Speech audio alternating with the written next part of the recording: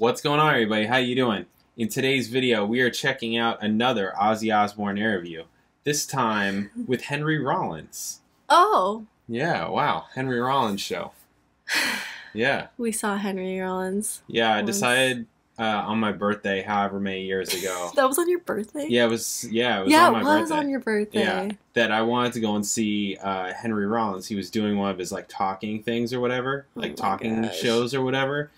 And it was in Orange County. Yeah, it was in Orange County. At the observatory. Oh yeah, at the observatory. And it was really bad. And I told you, I said, I don't know what this is going to be. This may suck. It may be cool. It may suck. I don't know. And it was not. We didn't even stay. We like left. We stayed for like 30 or 40 minutes, and then we were like both looking at each other the whole time. Yeah, it was not for me. It was or her. It was just him, like, talking politics. He was talking all kinds. He was just talking, and I know that that's what he does. He talks a lot, he does that. And there are a lot of people that like, I mean, there was a lot of people there. There was. And there was a lot of awkward laughs and silence, too. Yeah, it was strange. But there are people that like to hear him talk. So, I don't know. I was like, yeah, let's check this out. Oops. So anyways, this is from, I believe it's from Henry Rollins' show, and it's an interview with Ozzy Osbourne. So, and you know, Ozzy is great. So we're going to check this out. If you're new here, please subscribe, check out my videos, all kinds of videos, reaction videos, bass videos, music videos, check it out. We do donation requests, so if there's something you want us to watch, listen to, talk about, hit us direct, all that information is in the description below. Thank you guys. All right, let's do this. Henry Rollins, Ozzy Osbourne interview. Bam.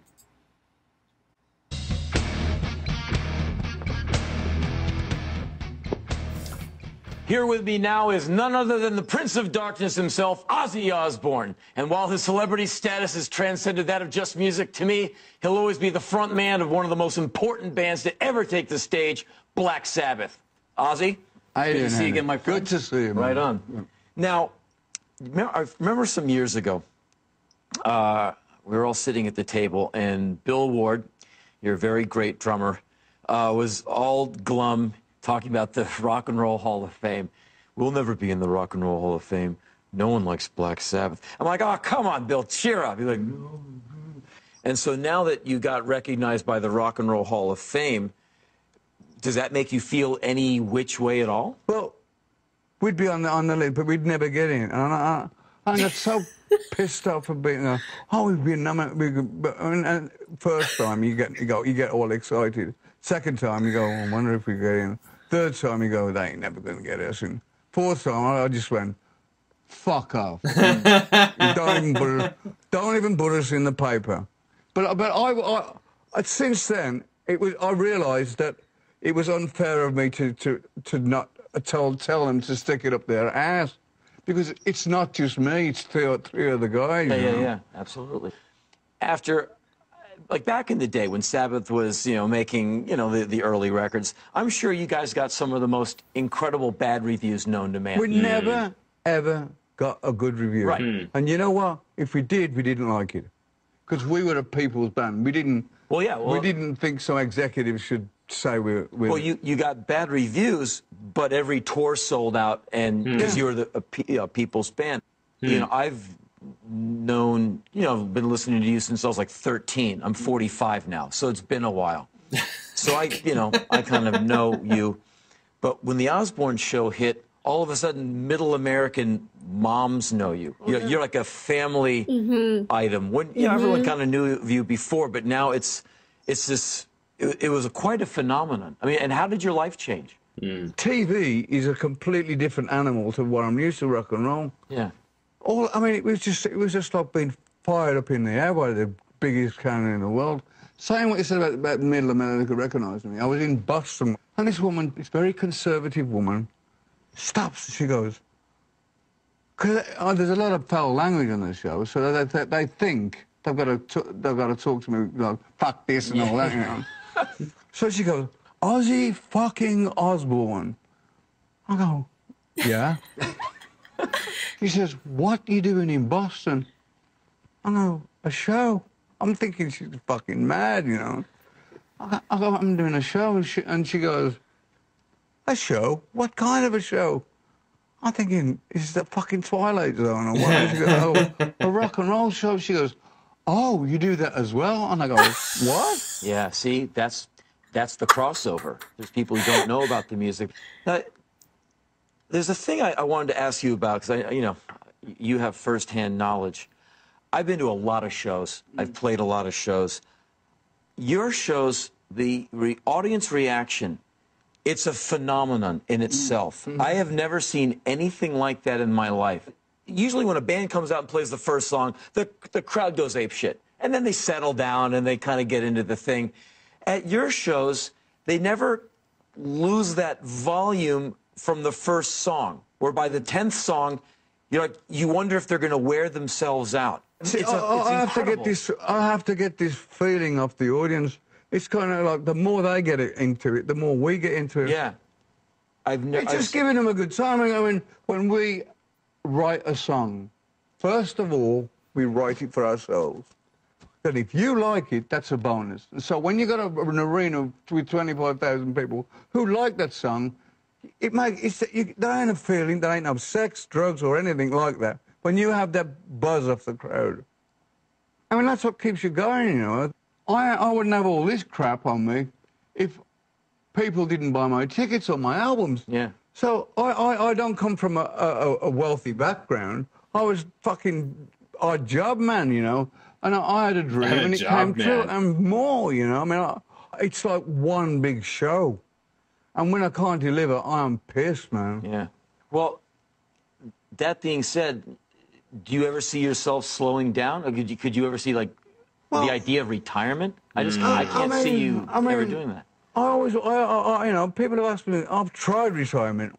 But one thing I've learned about if you retire, you've got to have something to retire to. Yeah. If you want to paint, bicycle ride, whatever, you've got to have something. Because my father retired.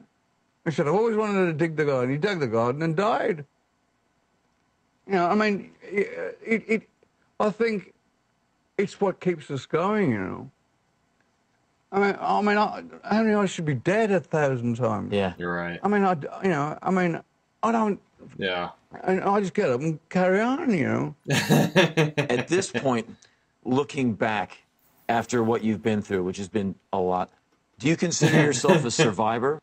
I think I'm living on borrowed time. Right. Because, I mean, I'm either the luckiest man that walks the earth, or I've always said that when I go, it's going to be something stupid.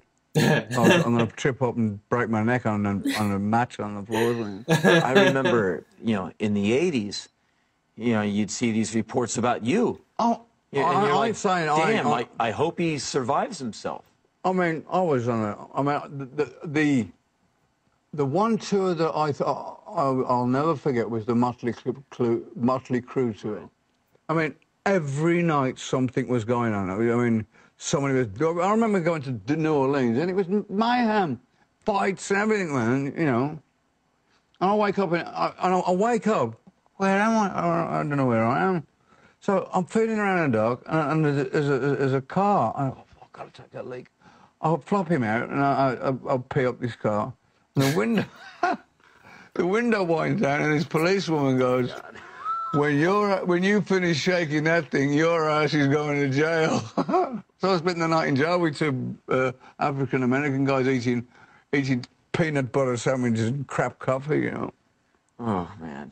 There's one of my favorite Ozzy stories. I'm not trying to, but there's the one you fell asleep in the wrong hotel room. Oh yeah, that's so great.